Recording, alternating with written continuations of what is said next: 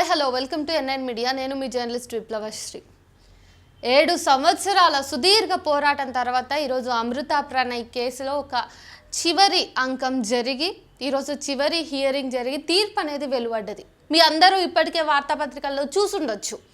ఈ కేసుకి సంబంధించి 7 ఏళ్ల తర్వాత వచ్చినటువంటి తీర్పు ఈసారికి బాధితుల పక్షాన ఉన్నది అని చెప్పేసి చాలామంది చాలా సంతోషపడుతున్నారు.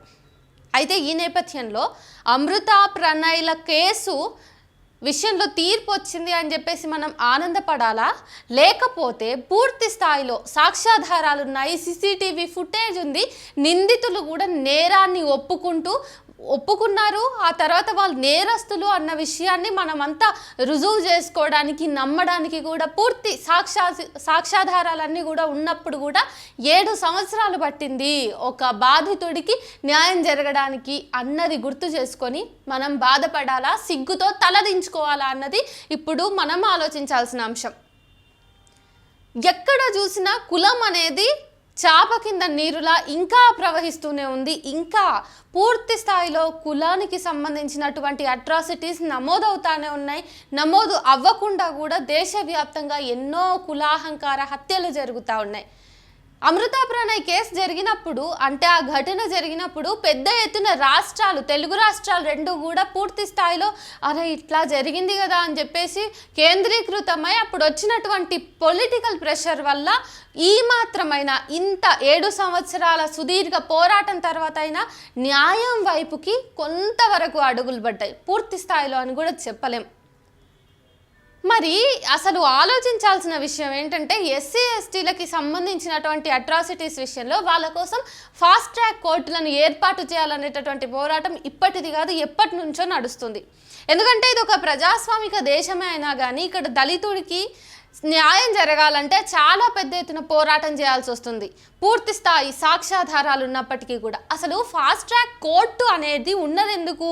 ఏదైనా నేరం జరిగినప్పుడు వెంటనే బాధితుల పక్షాన నిలబడి వాళ్ళకి న్యాయం చేయడానికి, తీర్పును తొందరగా ఇచ్చినట్టయితే ఆ తర్వాత అట్లాంటి కేసులు మళ్ళీ రాకుండా జాగ్రత్త పడడానికి.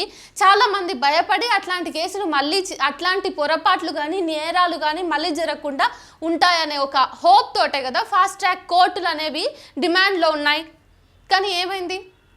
ఒకవేళ ఇదే అమృత ప్రణయ్ కేసు కనుక 7 సంవత్సరాల క్రితమే, అంటే 2018లో ఈ ఘటన జరిగింది, సేమ్ అదే 2018లో కానీ 2019 ప్రథమాంకంలో కానీ ఈ కేసు తీర్పు వరకు వచ్చి ఉన్నట్టయితే ఫాస్ట్ ట్రాక్ కోర్టుల ద్వారా ఇప్పుడు సినారియో వేరేలాగుండేది.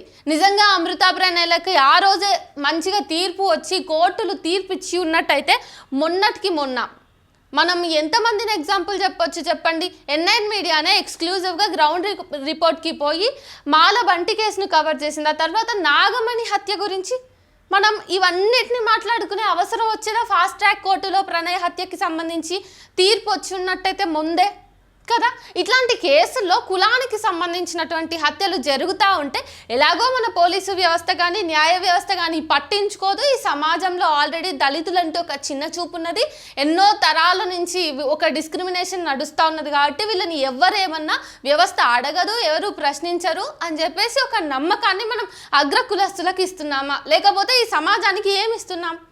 కులగజ్జితోటి అడుగు అడుగునా కూడా ఎక్కడ వీలైతే అక్కడ కులాన్ని పెంపొందించుకోవడానికి చూస్తున్నటువంటి నేటి సమాజంలో ఫాస్ట్ ట్రాక్ కోర్టుల్ని ఏర్పాటు చేసి ఇట్లాంటి ఘటనలు మళ్ళీ రాకుండా ఇంకెవరైనా దళితుల్ని పెళ్లి చేసుకున్నందుకో లేకపోతే కులం పేరుతోటి హత్యలు చేయాలన్నా నేరాలు చేయాలన్నా కూడా వాళ్ళకి భయం కలిగేలాగా తక్షణమే ఆ కేసుకు తీర్పు ఇచ్చినట్టయితే ఇట్లాంటి ఎన్నో కేసులు ఈరోజు మనం చూసేవాళ్ళం కాదు కదా. ప్రణయ్ అమృత ఘటన తర్వాత ఇంకే ఘటనలు జరగలేదా అంటే చాలా జరిగినాయి, చాలా.